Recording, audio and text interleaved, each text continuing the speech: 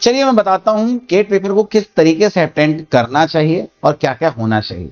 तो जैसा कि आपको पता है गेट में 3 टाइप्स के क्वेश्चन आते हैं। एक होता है एमसीक्यू, एक होता है एमएसक्यू, एक होता है एनएटी।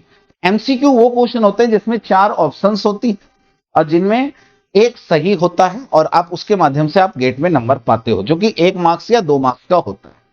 नाउ एमएसक्यू वो क्वेश्चन होते हैं जिसमें ऑप्शंस तो होते हैं, लेकिन इन ऑप्शंस में से 4 ऑप्शंस में से कितने भी सही हो सकते हैं। हो सकता है 2 सही हो जाए, ठीक है ना, हो सकता है 3 सही हो जाए, हो सकता है 4 सही हो जाए, ठीक है ना, एक नहीं सही होगा, एक से ज्यादा सही होगा। That is called MSQ. अब इसके बाद आता है एनएटी।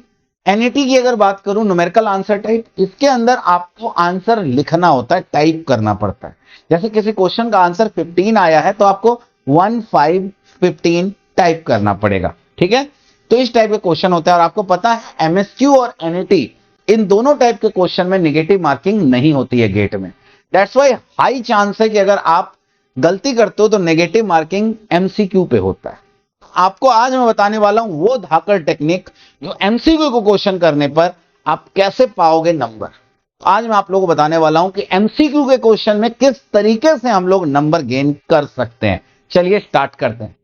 सर एमसीक्यू क्वेश्चन को लिए आप बोल रहे थे क्योंकि यही नेगेटिव मार्किंग का सबसे बड़ा जरिया है। तो एलिमिनेट द ऑप्शंस, एमसीक्यू के ऑप्शंस को एलिमिनेट करो। और मैं तो कहूंगा ये एमएसक्यू पे भी अपना देना। ऑप्शंस को एलिमिनेट करना सीखो जितना हो सके उतना। इससे फायदा क्या है सर, मैं आपको बताता हूं। होगा क्या, देखो 4 ऑप्शन है, 4 में से एक सही है, जी सर, तो गलत भी होंगे, बिल्कुल सर। तो अगर हम सही नहीं पकड़ पा रहे हैं तो हम 3 गलत अगर निकाल दिए तो हम पकड़ लेंगे।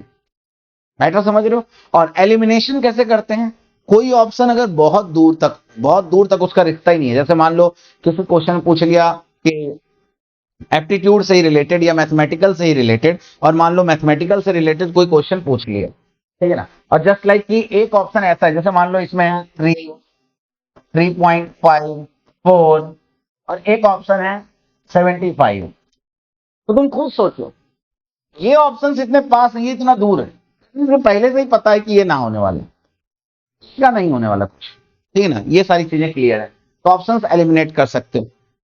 मोस्टली चांस क्या होता है गेट एग्जाम में, मोस्टली चांस होता है अगर किसी क्वेश्चन में ऑल ऑफ द एबव या नन ऑफ द एबव है तो मोस्टली चांस होता है। देखो मोस्टली चांस होता है, यहां आप रिस्क ले सकते हो। मोस्टली चांस होता है अगर ऑप्शन में 0 है, ठीक है ना, तो 0 सही होता है। तो अगर आप तुक्का मारना चाहते हो तो यहां आप फोकस कर सकते हो, ठीक है ना। हालांकि मैं तुक्का मारने के एकदम बिल्कुल खिलाफ हूं, बट मैं यहां आप लोगों को बोलना चाहूंगा अगर आप ऐसा चाहते हो, अगर आप करना चाहते हो तो आप कर सकते हो। Most of the chance all of the above, none of the above होता है सही।